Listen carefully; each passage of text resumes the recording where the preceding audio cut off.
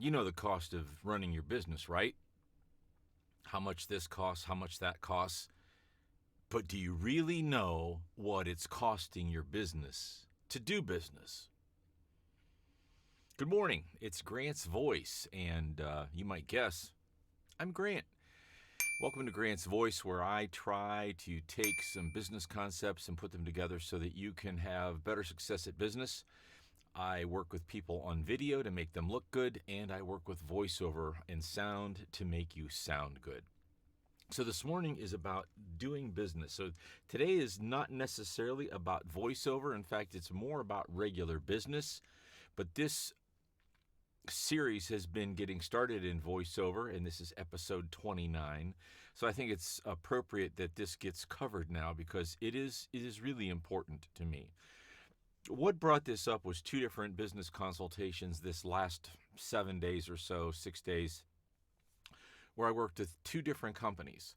One is actually an over $1 million a year company that is trying to grow, and they're struggling, and they can't figure out why they're struggling so much.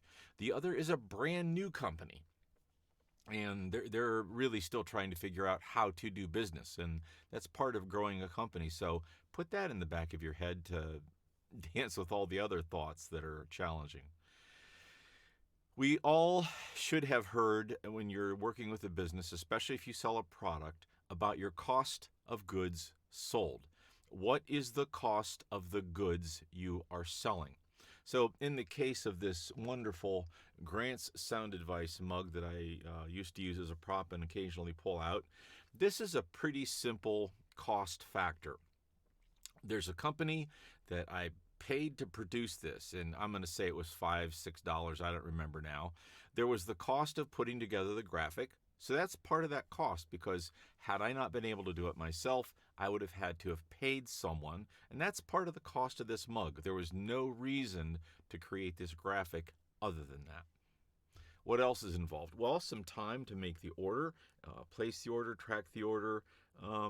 Whether you choose to collapse that or call that part of your overall cost of doing business, which I'll get to in a minute, is more of a business decision that there's technically no right or wrong to. But the greater a cost becomes only to produce this item, the more you should think about applying that cost to this item. I hope that makes sense. So we have the time to create the graphic. Let's just say that was an hour. Let's say the cost of that is $20, just to have a number. The cost of the cup produced was $6. So now I've got to take the cost of the production of the graphic over time, because I can't apply the $20 to one cup, or the cost on this one is overinflated and the cost on the rest of them is undervalued or underinflated, if you will. This was a $25 cup. The next one is a $5 cup because there's no graphic cost applied. So let's say we're going to do a run of 100 mugs. Well, the cost of the mugs may or may not have come down because I'm buying a higher number, but let's just say it's still $6. Now I can take that 100 cups and take that $20 of production cost for the graphic and apply it to all 100 cups. Now, instead of a $20 cost, it's in the pennies. Again, I'm not going to sit here and try to do the math. Let's just say it's 50 cents. Now the cost of this cup is $6.50. I could apply some corporate general accounting to this because I've got to run lights in the stereo, and that's a valuable thing. So let's say it's another quarter. So I'm up to $6.75 to buy this cup in a box sitting on my desk. I've done nothing with it now. I've not marketed it. I've not tried to sell it. So you can see how the cost of goods gets a little fuzzy, and the marketing and the selling of it probably goes back to corporate G&A, unless this is a whole campaign, and then I can apply all that cost to the campaign of selling this cup. That is cost of goods sold. And this was a light look at cost of goods sold. But if you... the challenge with the first company I had the other day, the $1 million company, is they didn't know what their costs were. Now, this is a tree trimming company that also has a tree farm. And basically, I told them their homework for the next 30 days was to figure out what their cost was for everything. Think of how many chainsaw chains they're sharpening every week. Do they know the cost of that? Do they know the cost of running the salesperson to a home? Because if they're paying mileage in that, where do they apply that? How do they apply that? Do they know what it costs to plant a tree?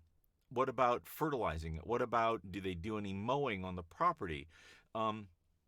There's 1,000 things.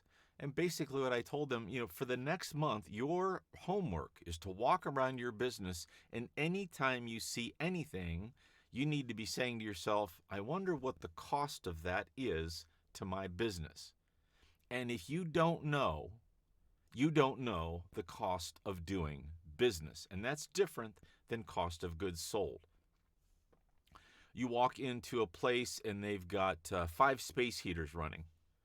Well, what is the cost of running all those space heaters? Well, we know the electric bill is going to go up, right?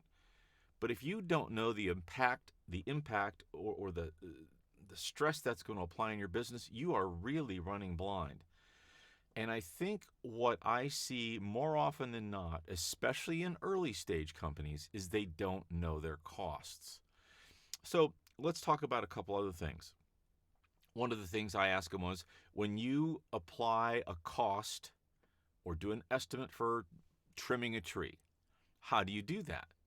And they went through all this stuff, and I said, how much of that is documented so that you could hand it to somebody else and say, Frank, Julie, go estimate a tree, and if you follow these 18 steps, you'll have it pretty close. Well, that's a lot of work. Yes, it is, and that's what franchises do every single day.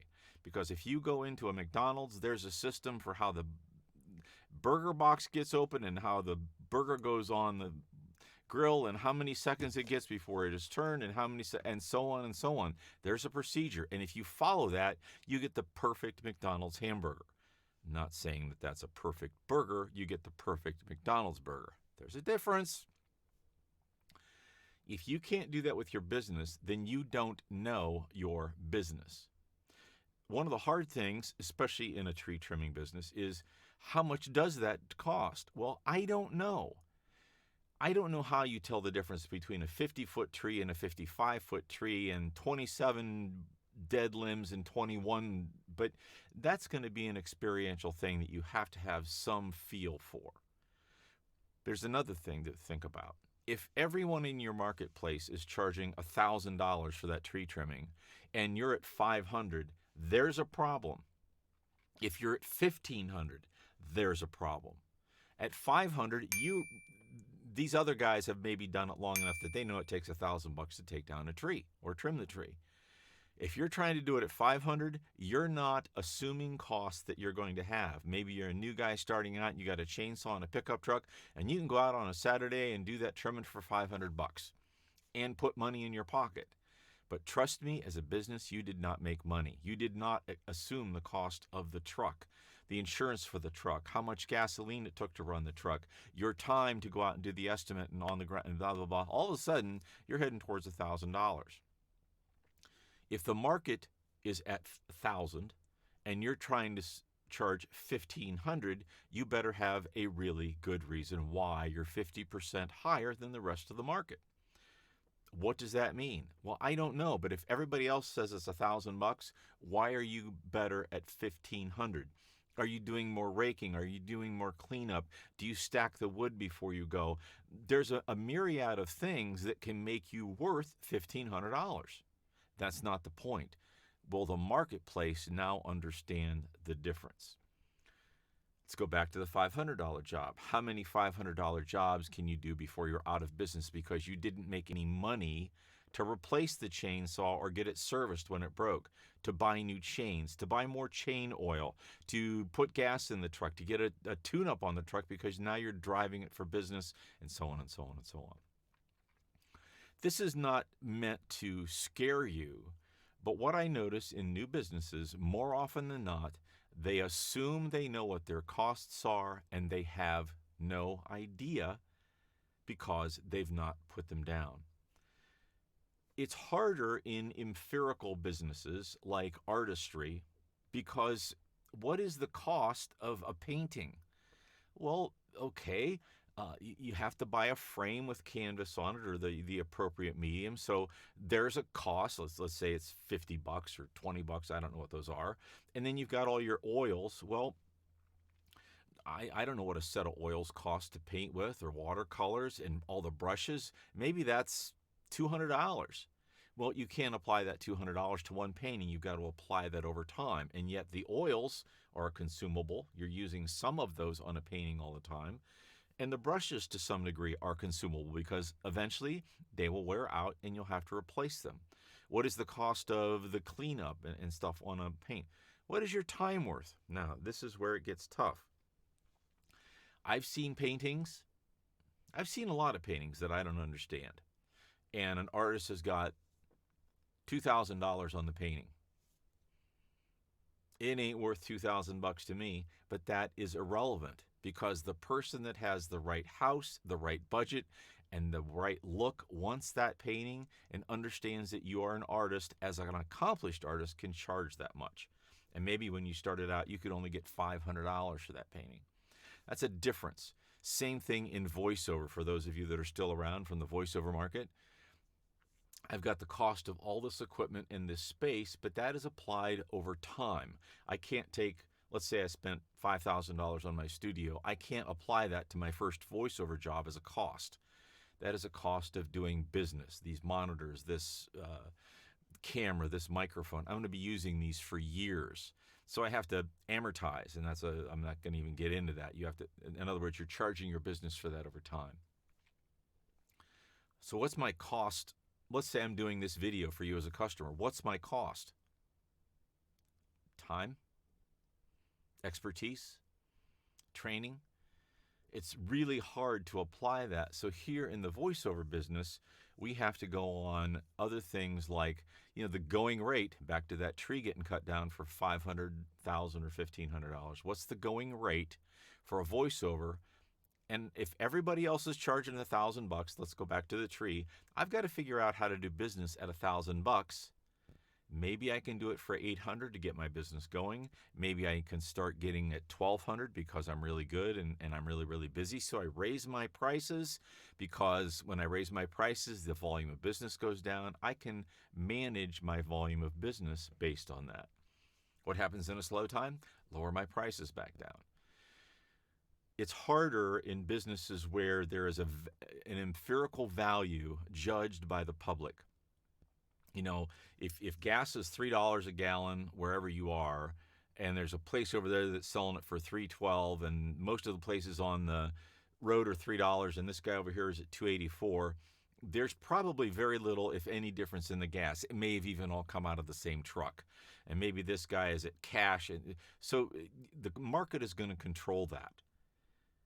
Here in voiceover land, the market controls this, but I can tell you that there are people that do the same ad, word count and that, for $30, and there's guys that get $300 for it. It's because they've got the chops and the time. And I can tell you, if somebody like Morgan Freeman or Sam Elliott or somebody else like that does it, it ain't going to be $300.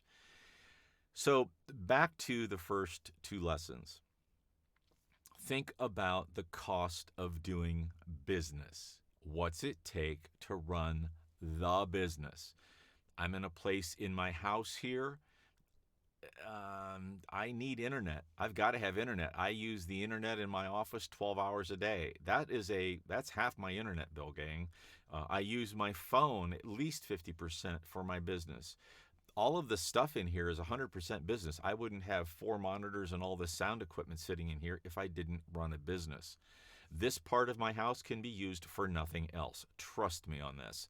It is dedicated. So this space against the house, and your accountant, bookkeeper can tell you about square footage, charges on taxes. But these are all costs of doing business. Anyhow, I've gotten possibly a little deeper than I intended and maybe a little longer than I intended, but I hope this gives you a feel for things that you should be thinking about as you start any business. I love the analogy of a lemonade stand. because to me, it's one of the simplest things to do business. How do you start a lemonade stand? Well, you need a box or some kind of old something to set the thing up on, and chances are, in any cartoon, it looks like a pallet somebody cobbled together. Okay, let's say you had to buy that wood from mom and dad, and it was $5, and you make a sign, and that was another $5 in cost, and you're gonna buy $5 worth of sugar from mom, and the water's free, and the cup. You put all that together, and it's pretty easy to do both a cost of doing business and a cost of goods sold on a lemonade stand. And if you can figure that out, now all you have to do is layer the complexity of your business or concept. I hope this helped. Thank you for watching Tech Tuesday and how to get started in VoiceOver 29. And in this case, just how to get started in business and some things to think about, possibly a little deeper than you thought about them. If I can help you, hit me up at voicepro@grantsvoice.com. Look at Grant's Voice. I've got all kind of samples and things there I can do for you. I hope you have a wonderful rest of your Tuesday. See you tomorrow morning.